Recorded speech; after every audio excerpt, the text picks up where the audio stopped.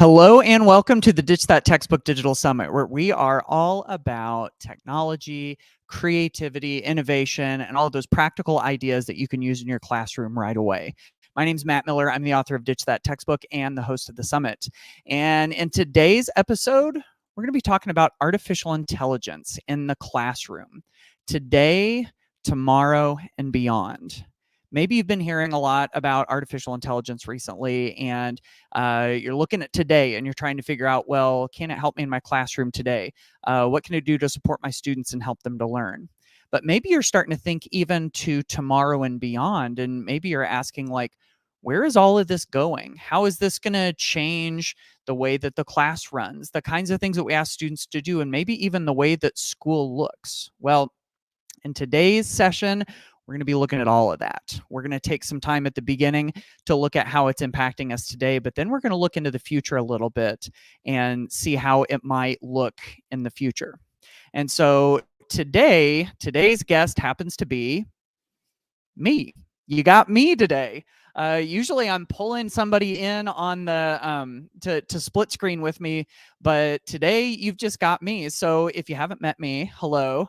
I'm Matt Miller, the author of 6 books, including Ditch That Textbook, like I said earlier, but also the book AI for Educators that was published in March of 2023. So as of the time of this recording, it's been out for 9 months. And I got to tell you, like, over the last year or so, AI in education is almost all that I've been thinking about, talking about, writing about, reading about, all of that. And it's been fascinating to get to talk to lots of teachers about how they're using it in their classroom and what they're thinking about and all. And so in today's session, I want to be able to share some of that stuff with you. So we're going to kind of do this in 4 steps today. I've got 4 items for you. And the first 2 are going to be real super practical, and they're going to relate directly to today and the classroom. But then after that, like I said earlier, we're going to look a little more into the future. If you'd like a copy of my slides, you can go to ditch.link/summitbeyond. ditch.link/summitbeyond, type it all in lowercase, and that will get you to the slides that I'm going to be using. So in this presentation, which I was telling you is AI in the classroom today, tomorrow, and beyond, let's start with today. Now, as I continue to talk to educators about artificial intelligence, I still find that for the most part, we still kind of need to figure out what we're talking about when it comes to artificial intelligence. I think sometimes people think that ChatGPT is artificial intelligence, or that it's like some big scary thing where the robots are going to take over the world. And there's a little bit more precise definition. And so if we can come to the table with kind of like a basic understanding of what it is, that definitely helps. And don't worry, I'm not going to linger too long on like the, theoretical, well, not theoretical, but like the general definition of what artificial intelligence is. But I think it's important, that we at least get an understanding of it. So let's dive right into, first of all, just a general definition of what AI is. So what is AI? It's artificial intelligence. And the working definition I've been using is when a computer or a machine processes information and then acts on that information in a similar way that a human would. So when a computer or a machine processes information and acts on it in a similar way that a human would. And if at first you look at that and you're going, oh, that's creepy, that's weird, like acting on it the same way that a human would. Actually, if you think about it, humans are sort of formulaic algorithmic thinkers. For us to be able to solve a problem or do a task, a lot of times we take a similar set of steps every single time. And if that set of steps is replicable, if it's something that can be done over and over again, then a machine can probably learn how a human generally works through that. And so there's lots of ways that kind of our brain works in the way that we think that is replicable. And so the more that you learn about it, the more that you realize that that's maybe not quite as like creepy and weird as at least I thought that it was at the beginning. The other thing to know is that artificial intelligence is widespread already. I know that for a lot of us, whenever ChatGPT came onto the scene, that was our first kind of like almost human-like friendly face on artificial intelligence that was capable. But AI has been around for a long time. It's like it's in the autocomplete in your text message apps. If you've ever been suggested something by Amazon or Netflix, if you've come up with routes to a place in your map app, like artificial intelligence is doing all of that stuff. It's even in spell check and Grammarly. And so yeah, artificial intelligence has been around for a while, but it's just this general idea of something that of a technology that can learn, that can, use trial and error much, much faster than we can to learn how things work and then take all of that learning and apply it.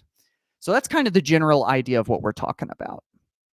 Now, when we start to learn about artificial intelligence, there's a couple of key definitions, like a couple of key factors that we need to think about. And one of them is the data set.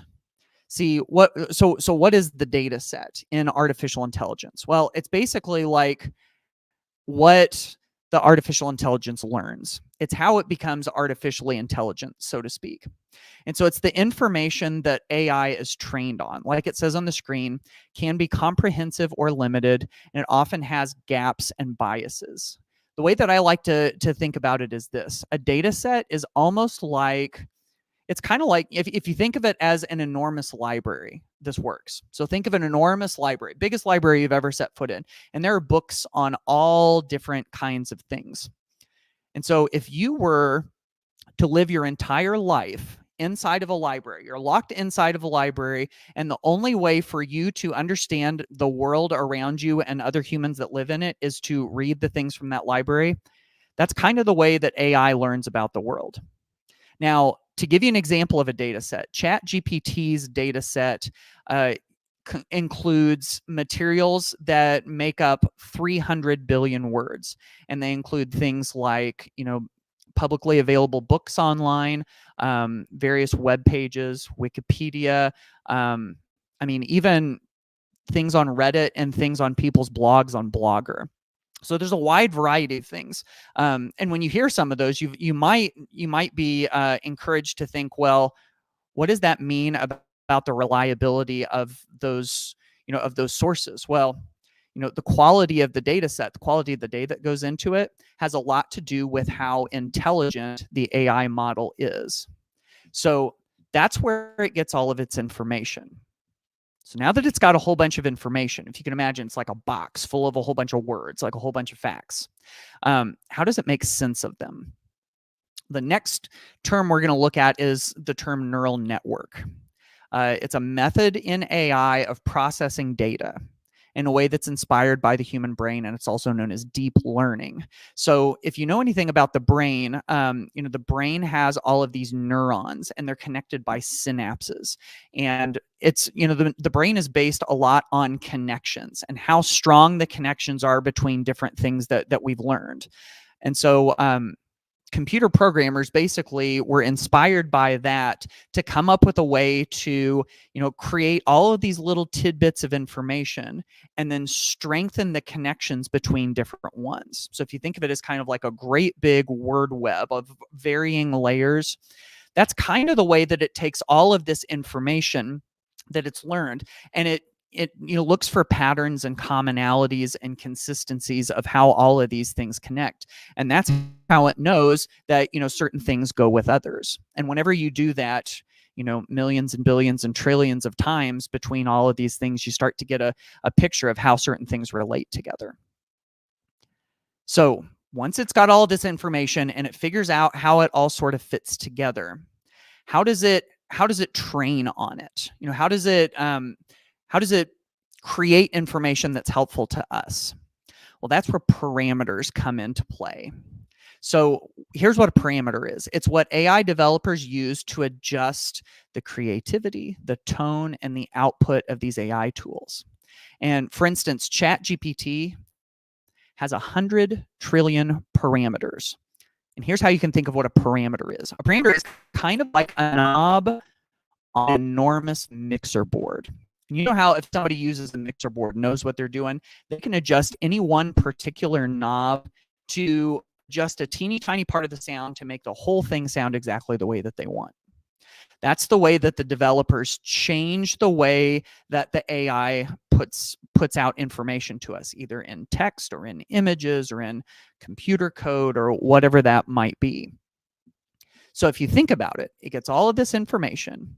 It figures out how it all fits it together by making connections to things. And then the AI developers adjust the kind of output that it gives so that it's what we're looking for.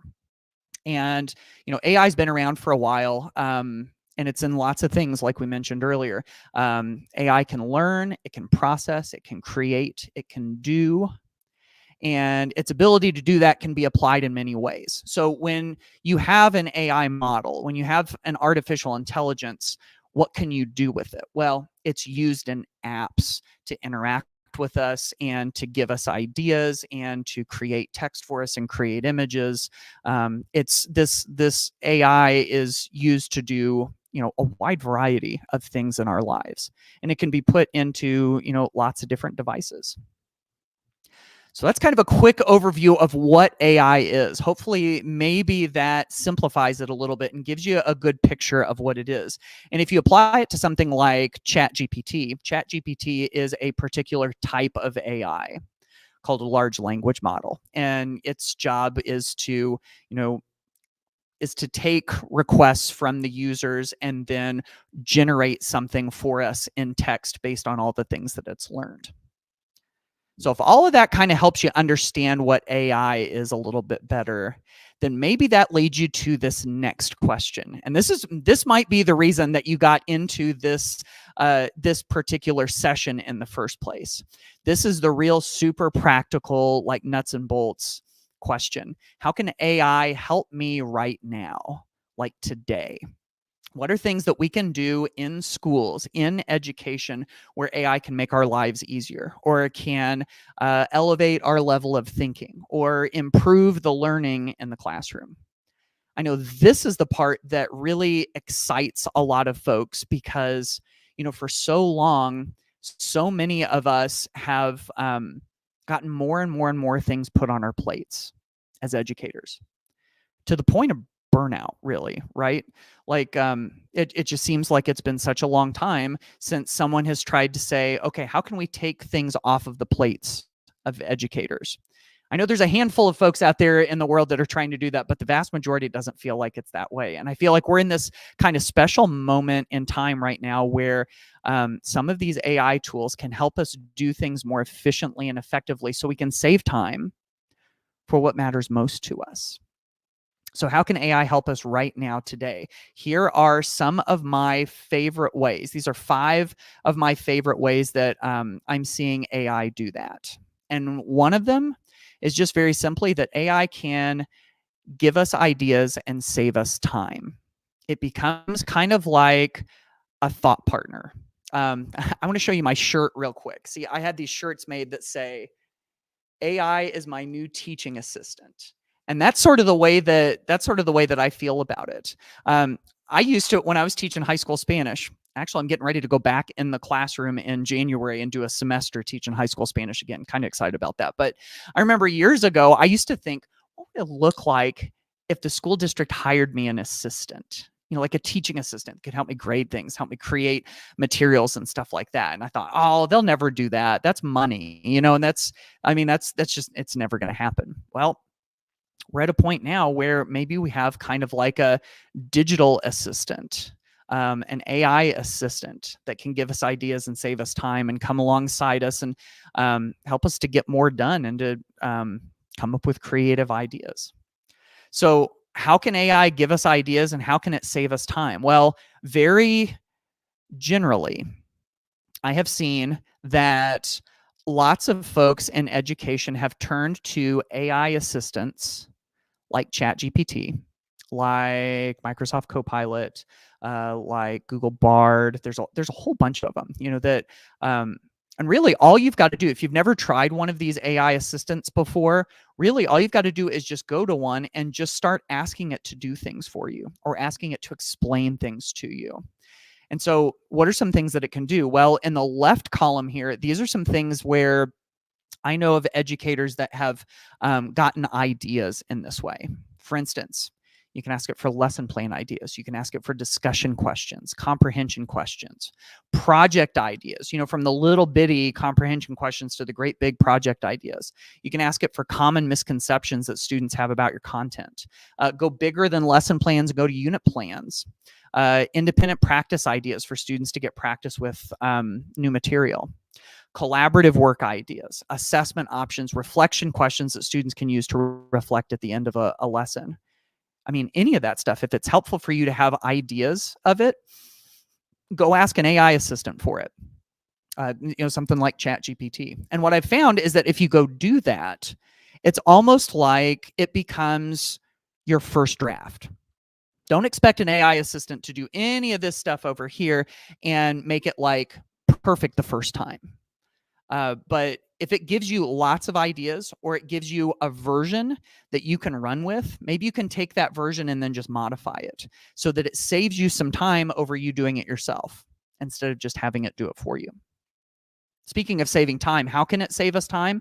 I've seen people ask these AI assistants to, draft teaching resources, create email drafts if you need to write an email to parents or to whomever. Providing student feedback. How about this one? Writing letters of recommendation. You tell an AI assistant about your student and about the good things about them and what the letter of recommendation is for. It gives you a draft, and then you can just adjust it from there. Creating leveled text, summarizing information, summarizing education research. Sometimes education research can kind of feel like out of reach. But if we ask for a summary of what education research says about a certain thing we're wrestling with, we can get some help. Drafting IEP paperwork, writing meeting notes. I mean, it goes on and on and on, right?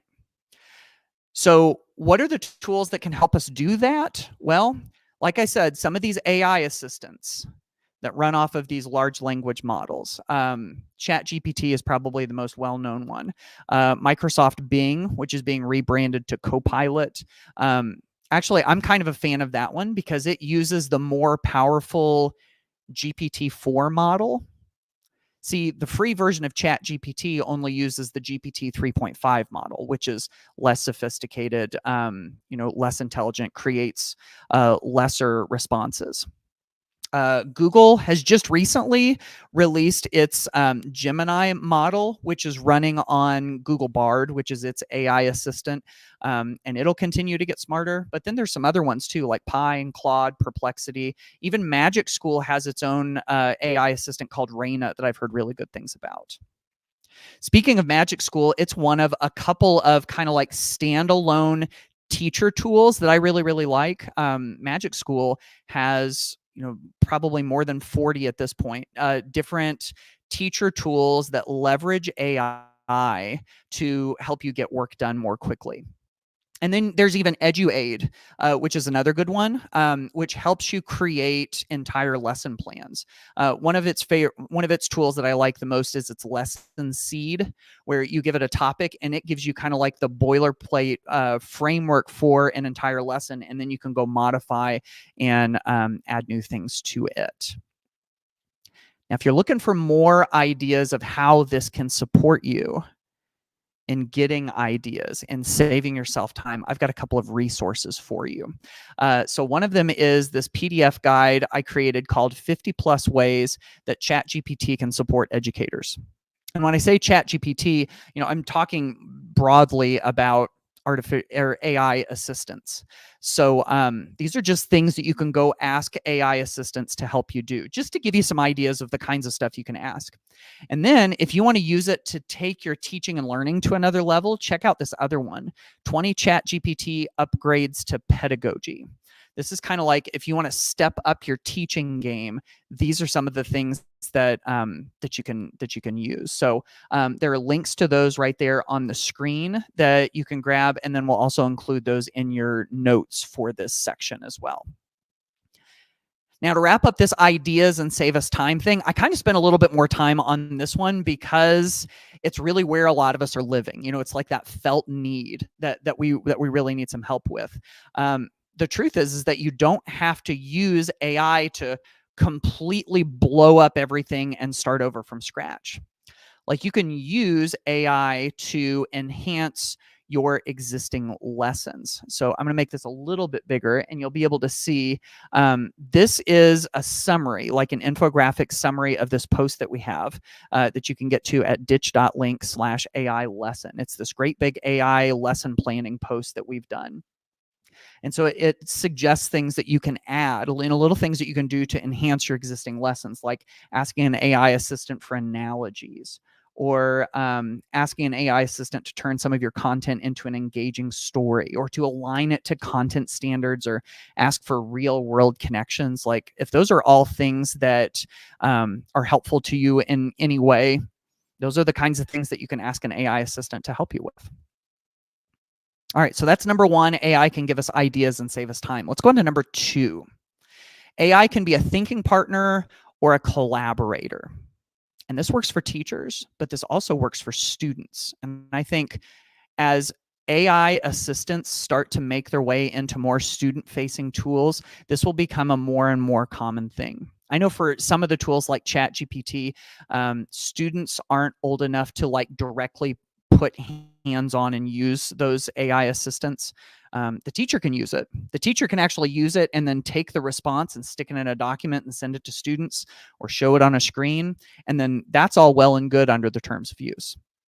But I think the more that those become accessible to students, we're going to see more of this on the student-facing side.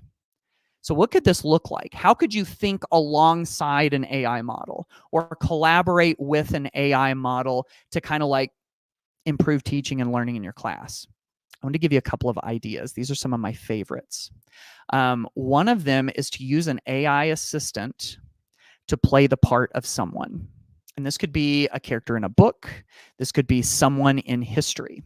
And so, for instance, the prompt that I used here was, I asked it to assume the voice and personality of Theodore Roosevelt, the former president of the United States. And I said, in all your responses to me, I'd like you to use everything you know about his history, about his voice, and the way that he would respond, so that you can respond to me.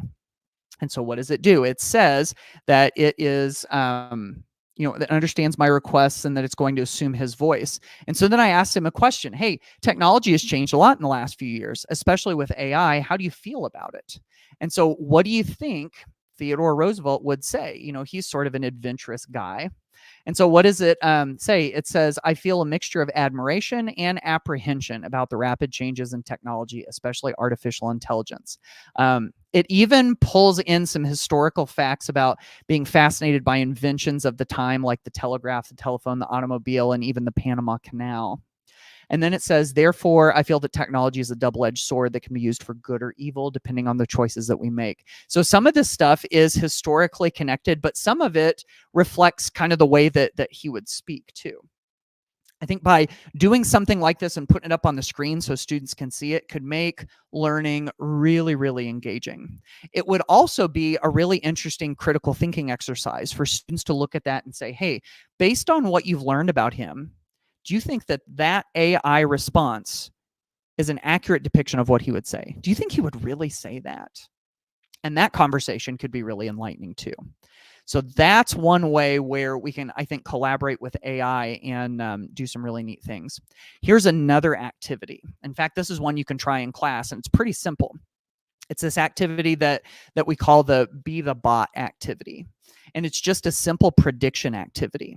It's like you've been studying something in class, and you tell your students, hey, I'm going to ask the AI assistant about this particular thing we've done in class. What do you think it's going to say? And so if you ask it to summarize something, or give the most important points, or like the top 3 most important things about this, students have to kind of think, and then they have to prioritize, right? They have to rank and justify what they think is the most important based on what they've learned. It's kind of a deeper thinking exercise.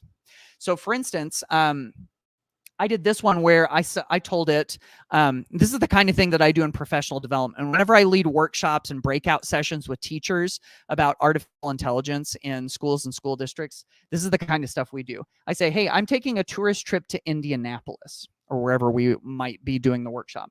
what are the top places I should visit while there?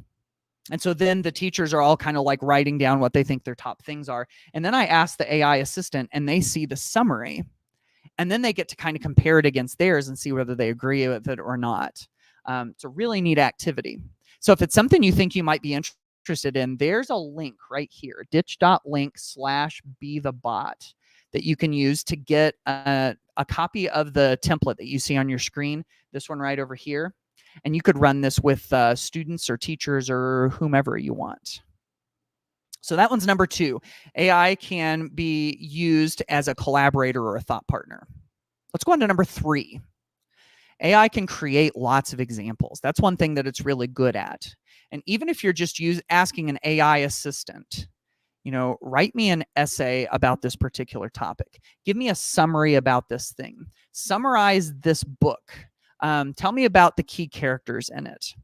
And then it can do it in multiple different ways. You could ask it for a sample dialogue between people, so just like, and then you can ask it over and over and over again to get multiple examples. The other thing that's neat too is that with a lot of these AI tools, you can do it on different grade levels. One of my favorite AI tools for this is Diffit. So if you go to diffit.me, during Ditch Summit 2023, so during December 2023, Diffit is still free to use. I think in January, it's going to have a free version and a premium version.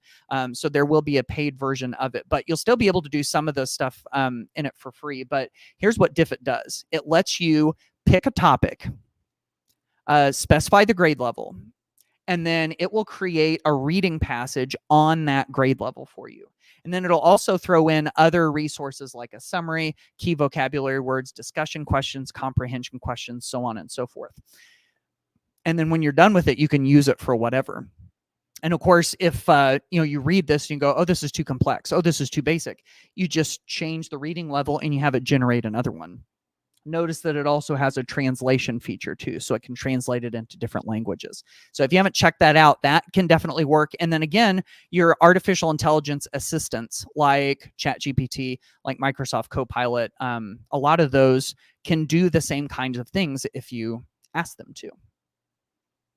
Let's go on to number 4, which is AI can provide feedback. And so it can take a written work and it can take a look at it and it can make suggestions.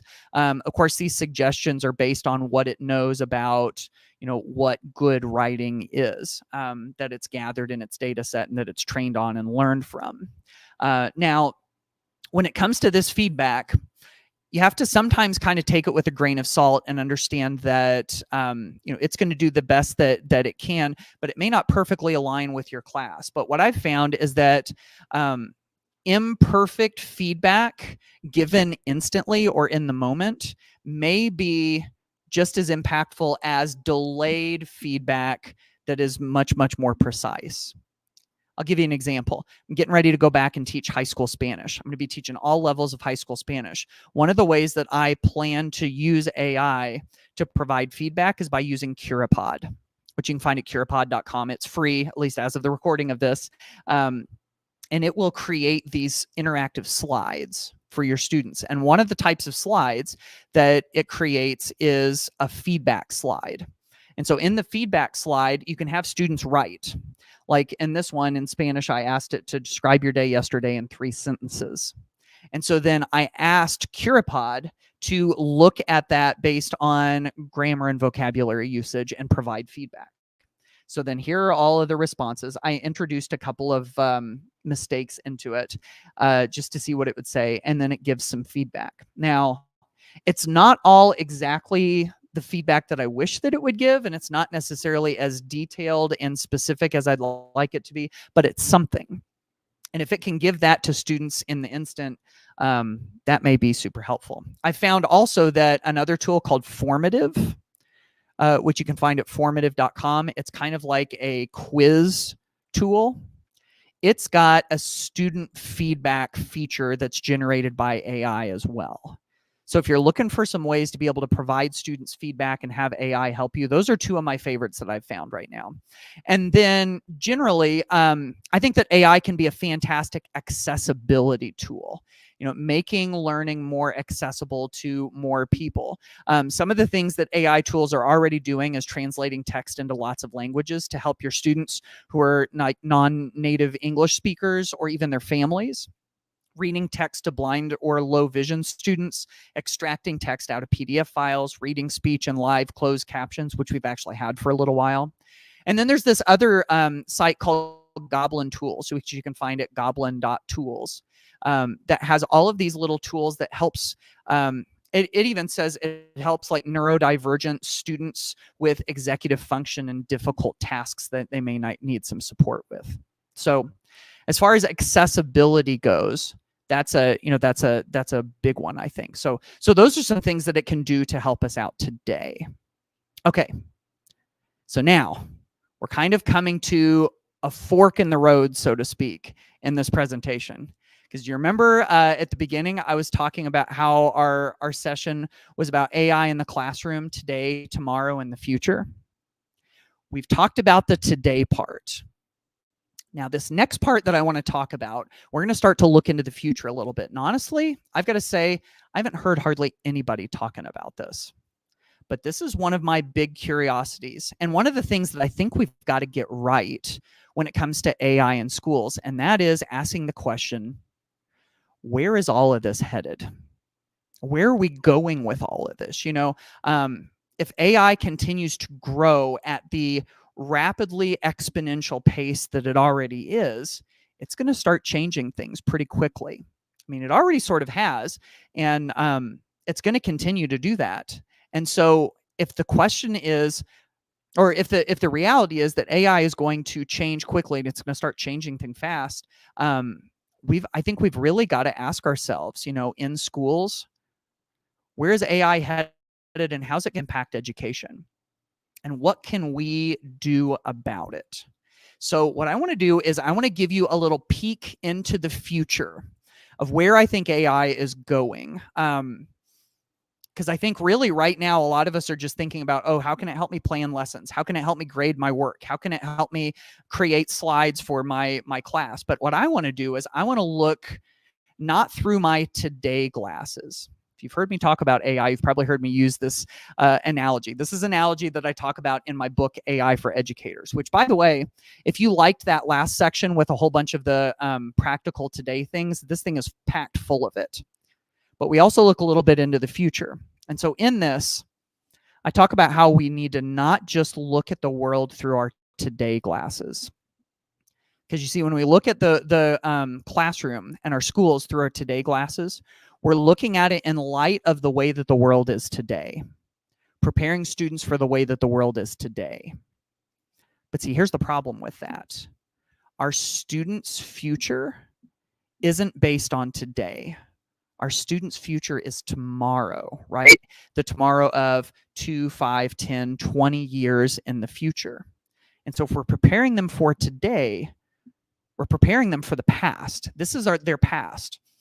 Today was our future, but today is their past. And so we've got to prepare them for their future. And that's why I think we can't look at the world and we can't look at our classrooms and our schools through our today glasses. We must look at them through our tomorrow glasses. See, we look through our tomorrow glasses to look at our classes and to look at our schools in light of what students need in the future, of what the tomorrow is going to hold. It causes us to predict a little bit, to forecast things forward, and to try to guess what students are going to need to be prepared for that world coming in the future. It's tricky and it's imprecise. And so to try to model that a little bit, I'm going to do it myself. I haven't seen very many people in education try to predict what the future of education is going to look like, but I've been reading about it a lot and I've been thinking about it some. And so I'm going to give you my probably very imprecise prediction of where education is headed in light of artificial intelligence, just to kind of give us an idea of where this thing might be going and to have us start to think about it. So let's take a look at it. So I've got it broken up into 4 kind of like time frames. the near future, the adjacent future, the distant future, and then singularity/AGI. Now, I wanted to give some of my source texts down here at the bottom. These are some of the books that I've been reading and listening to over the last several months to help sort of inform me about artificial intelligence. And if you want to dive into this idea of where is all of this heading and how can we prepare students for their future, I recommend reading really any of these books down here. There's AI 2041 by Kai-Fu Lee. There's Scary Smart by Mo Gaudat. There's The Loop by Jacob Ward. The Coming Wave by Mustafa Suleyman. And then Unmasking AI by Dr. Joy Buolamwini. All of those are things that I've been reading about AI to help understand where it's all going. So where is all of this headed? Let's start with the near future. This is where I think a lot of us are living right now. And so in the near future, and notice that I've got the timeline down at the bottom, and this is just my very, very rough guess on when this could potentially happen. So this is just over the next couple of years. So what's going to happen in the near future? Honestly, a lot of the same of what we see today right now, I think anyway. So let's start. In this near future, what do AI models look like? Well, AI is going to be trained, I think, in the next 2 years to do advanced human tasks. Some people will say that some people would say today that some AI models are in some ways smarter than humans. I think it will continue to grow over the next 2 years, and it'll be able to do lots of advanced human tasks, but we'll still need some prompting and some training from us. So that's where I think those AI models will be in the next few years. What's the workforce going to look like in response to all of this? I think we're all going to try to figure out what in the world these things can do. So using AI tools, using AI models to be more efficient and smarter about the work that we've always done. We'll become a more efficient version of ourselves. We'll become a more creative version of ourselves because we'll ask it for ideas and things that we might not have thought of on our own. And of course, this stands to impact education too, right? So what could happen in the next 2 years as we try to make sense of all of this? Well, I think it's definitely going to make teachers more efficient, and it already is. You know, that was kind of the excited nature that I had about all of this at the beginning of the session, was that, you know, this is the potential to take some things off of teachers' plates, to give us more time for what matters most to us, whether that means getting home in a more reasonable hour or getting through some other tasks so that we can focus on the things that we're excited about. I think that's all a very real possibility if we learn how to leverage AI to do the things that feel routine or mundane to us. It's also going to democratize learning. You know, the AI models that are available to us right now, like for instance, I told you earlier that Microsoft Copilot uses the GPT-4 model. As of the recording of this, and if you're watching this in 2024, this is probably super old news, but in 2023 at least, the GPT-4 model is the most advanced model that's out there for anybody in the world to use. Whether you have tons of money or if you barely have any money, whether you live no matter where, as long as you have access to the internet, you have access to the most advanced AI model that anybody can use. And you can learn from it. And you can ask it to do all sorts of things. So that access has the potential to really democratize things. I think it stands to help us engage our students in learning more, to be able to ask it for, fun things or relevant things, or, just examples that connect with our students' lives or whatever. I think over these next couple of years, we're going to adjust classwork. What are the things that we ask students to do? I think the essay is really in the crosshairs right now as far as classwork that's ripe for an overhaul. Not saying that essays are going to go away, but when we can ask an AI assistant for an essay, then we've got to start asking ourselves, why are we asking students to do these essays in that way? And are there other ways for us to be able to assess their learning? I think we'll learn what it means to work with and collaborate with AI over the next couple of years, and we'll get more and more familiar with that. But I think it's also going to be used to maintain the status quo. We're going to look at it as a way to do the things that we've always done before, but do them faster and do them better. but that's going to make us ripe for change in the next realm. And so that's where we move from the near future to the adjacent future. The adjacent future comes beyond that. Now, I've got to say, when it goes beyond the near future, my tomorrow glasses get pretty fuzzy. But I'm still going to describe to you what I can see through those tomorrow glasses as best as I can. And you'll notice at the bottom, timeline, I say in the next 5 years, or in the next 5 years, question mark, because I really don't know. Based on some of the stuff I've been reading, this is my best guess based on what they have to say. So what do the AI models look like in the adjacent future? Well, they will have become, for many intents and purposes, smarter than humans, like much smarter than humans. They'll be able to create more complex, more intellectual, more precise answers much faster than we can in the next 5 years. This is the prediction. Especially when quantum computing is a thing that's going to allow the capabilities of our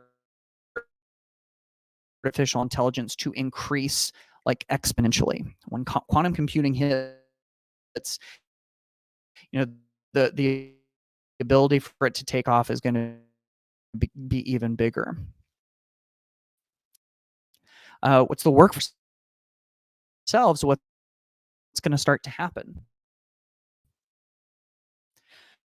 Merge, and companies are going to strategically shift in response to AI. So they're going to be thinking, how can we restructure the workforce? How can we restructure the tasks that we ask people to do?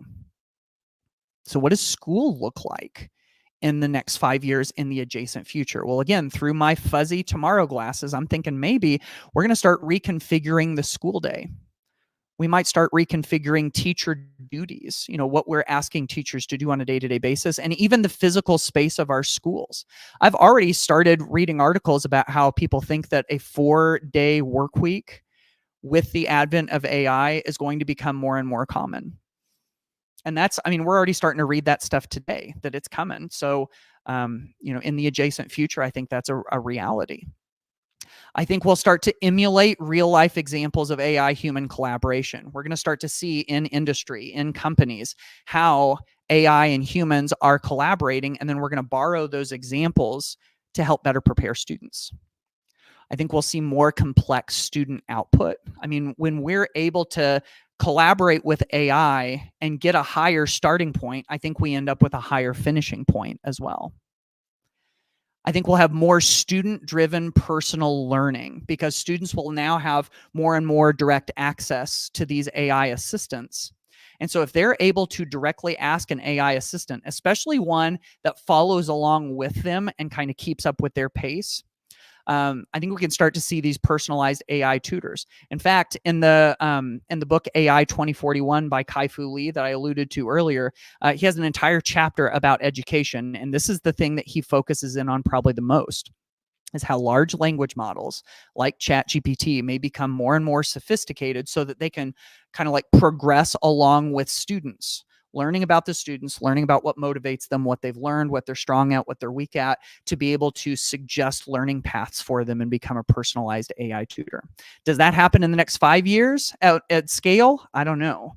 Kai-Fu Lee wrote the book AI 2041 to predict the way the world would look in the year 2041. And in 5 years, we won't be quite there yet. So we'll see. But then finally, growing importance of ethics due to large-scale bad actors. In the book Scary Smart by Mo Gadot, who used to work for Google on some of its AI projects, he thinks that this is, an eventuality. Like, this is something that's bound to happen, is that we're going to have, because AI is already available to lots of people, that we're able to take AI models and then train them, that people will use them to do bad things. And so we're going to start to see those. And so if we start to see those and if we want to preserve humanity, we're going to have to talk about the ethics of how we use AI. And so I think that's something that we see in the adjacent future. All right. I hope I haven't freaked you out too much yet. But I really think that it's important for us to just hear about this stuff so that we can prepare for it, or so we can at least be thinking about it. And so that leads us to the distant future. And again, my tomorrow glasses get really, really fuzzy when I start looking at this. So I'm calling this in the next 10 or 15 years, but we'll see. What do the AI models start to look like in 10 or 15 years? Well, according to the AI futurists, they say that our AI models will be many, many, many multiples smarter than humans at that point, which is something that we have a hard time even imagining. And they will become more and more dependent. They will need humans less and less to do the work that they're going to do. What does the workforce start to look like? Well, remember, in the adjacent future, we were already starting to see shifts because we're becoming more and more efficient. Now, as AI becomes more and more independent and is able to do more and more of the work, it's going to mean that humans are needed to do less and less of the work. See, to this point, our emphasis has been on, what is our role in work? What is our job? We ask people, what do you do for a living? This is going to start to change, I think, anyway. And so what our role is of work, or what our concept is of work, starts to change. Well, if that happens, what do schools end up looking like? Well, I could very easily see in the next 10 or 15 years, the school's need for expansive physical spaces starts to dwindle or disappear. I think, and the biggest amount of change, I could potentially see them kind of going the way of shopping malls. We've got lots of shopping malls out there that are becoming less and less used because those physical spaces just aren't needed or aren't used as much anymore. Now, notice I said expansive physical spaces. That's not to say that physical schools will cease to exist, but I could see it going in that route. How about teachers? This is the question we keep asking. Are teachers going to become obsolete? Well, I don't think so. I do see our role shifting. In fact, in that same book I talked about earlier, AI 2041 by Kai-Fu Lee, he talks about how he sees this, even in 2041, where the role of the teacher becomes less about the content and more about encouragement, support. I would even add talking about our lived experiences, what we have seen with our own two eyes in our own lives, which is something that AI doesn't have. What does school start to look like? This is, again, just my big, wild guess that I think it becomes more on relationship and community, socialization, play, some of those things, as opposed to just totally focused on content. I think the time in education starts to shift, as in hours in the school day, years in formal education, all of that stuff may shift. And then, of course, curriculum. What is curriculum going to look like as the needs shift? I think there'll be big adjustments in the curriculum that we have students looking at. So now's where it starts getting really interesting. And I wanted to bring this up just because I think it's something that in education, I haven't heard people talking about very much, but I think we have to know that it's on the horizon. It's something called singularity and artificial general intelligence. And it's something that the AI futurists say may be coming on the horizon. Actually, a lot of them are saying they think that it's something that will eventually happen. So just so you know what is singularity? Well, that's when technology or artificial intelligence, the growth of it becomes uncontrollable by humans. Do you remember how I said earlier in the distant future, where I said that AI was going to become more and more and more independent? This is where it's able to make decisions on its own.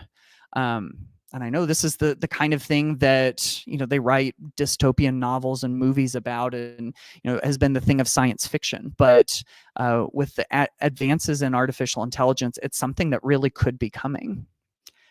And so what's artificial general intelligence? This is another important term. This is when AI can accomplish intellectual tasks that only human beings could perform. So we might get to AGI before we get to singularity. Like, both of them kind of start to signal that AI becomes this very independent thing. When could this happen? I mean, some of it depends on the definition of singularity and AGI. Geoffrey Hinton, who is called the godfather of artificial intelligence, told CBS recently, maybe in 20 years or less. There was a study of AI researchers where they, like a survey, and the sort of consensus view was that it might happen before 2060, which again puts us kind of in that general range. So when that starts to happen, well, first of all, when do we reach it? Like I said, under the things to consider, the definition of AGI matters. So it's like, how do you even define what that is? Our time to be able to shape the artificial intelligence that we will see at this time, our time to be able to shape it and mold it into what it needs to become is fairly short. Which is why you have lots of people who have been working in artificial intelligence for a long time that are starting to make these pleas. You remember all those books that I showed you at the beginning of this section? Those were, Mustafa Suleyman, Mo Gadat,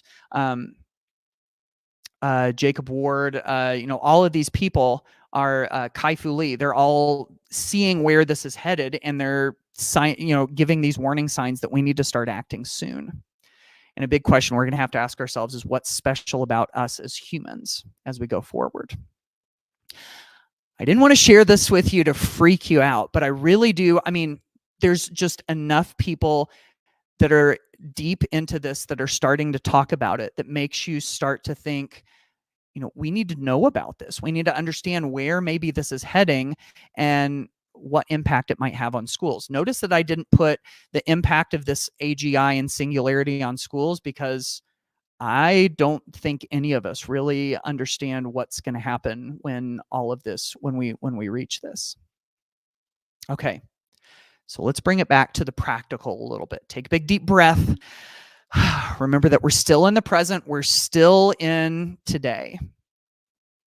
What's our role in light of this? If we look at all of this and we want to be proactive and we want to help our students, and we understand that this is going to be a part of our students' future, what can we do what in the world can we do to prepare them for a world that looks like that?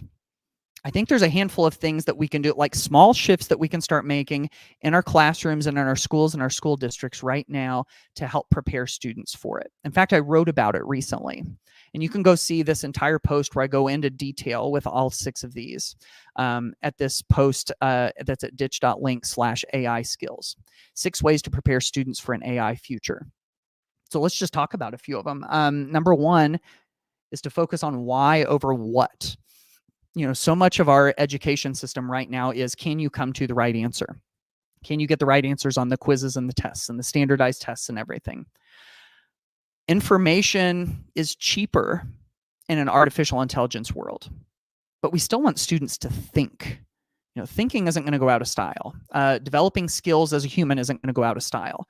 So instead of coming to the right answer and remembering and recalling things, I think we have to focus on the why. Like, what lesson does this teach us that can inform our lives? In light of what we've learned, how should we live our own lives? Get back to the why. Here's another one, number 2. Focus on process over product. Again, AI cheapens the product. But if our goal is learning and our goal is thinking, our goal is developing skills, we can emphasize the process.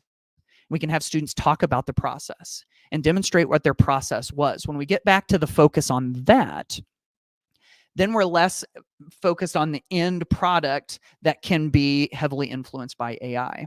So like it says here, how we arrive at the answer can tell us more about what we learned in the answer itself.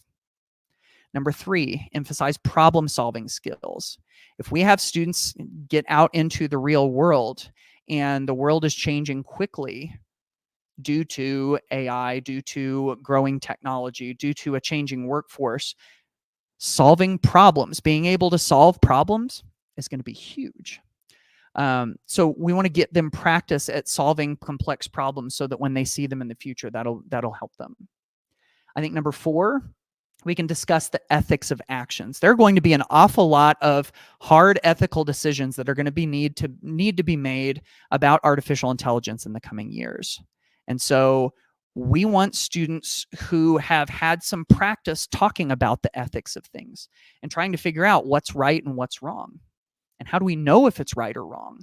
And whose definition of right or wrong should guide our decisions? If we can squeeze those little conversations just into the day-to-day of class every once in a while, they start to get some practice at that. Number 5, I think highlighting how to become a better learner is huge. If we can help kids to know how learning happens and how they can be the best learner possible, then when they get out into that uncertain future and things change and they know how to learn, that's going to serve them. And then I think finally, number 6, emphasizing collaboration and relationships.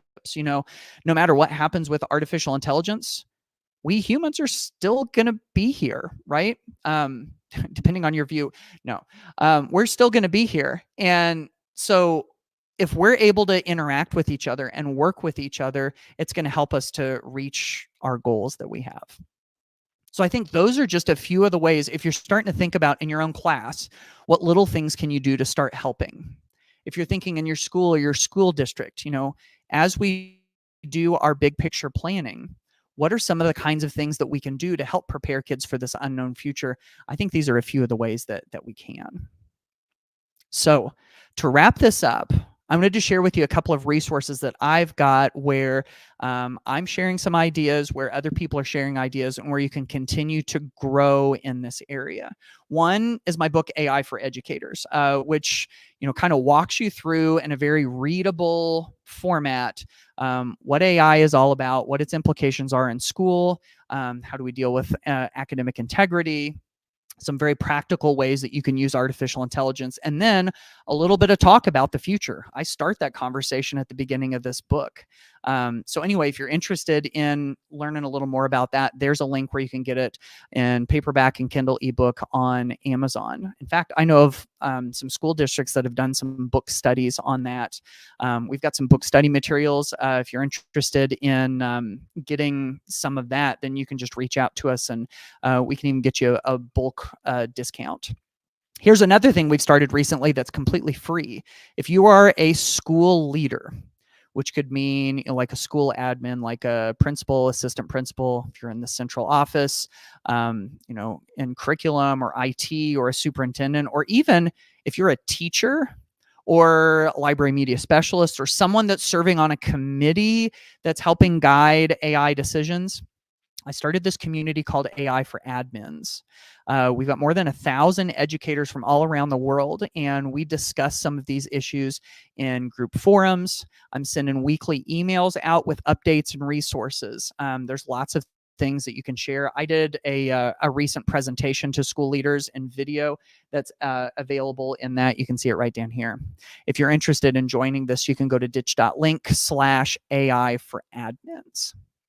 And so again, one more time, there's a link to those slides right there. But in conclusion, to wrap all of this up, I mean, I'm still optimistic about our future. It's a lot to wrap our brains around, but I think for the near future, we have so much that we can use to help us teach and learn, and our students are still going to need that. And I think if we at least keep in the back of our mind where all of this is headed, we can better prepare our students and our schools for where this is going. So I hope this has been helpful to you. I hope you've gotten some things that you can use and maybe some things to think about. I'd love to continue the conversation with you through my email newsletter, through the AI for Admins, on social media, or whatever. But anyway, I hope this is helpful to you. Love to participate in the conversation going forward. So, and as always, I thank you so much for being a part of the Ditch That Textbook Digital Summit. We'll catch you on the next video. Take care.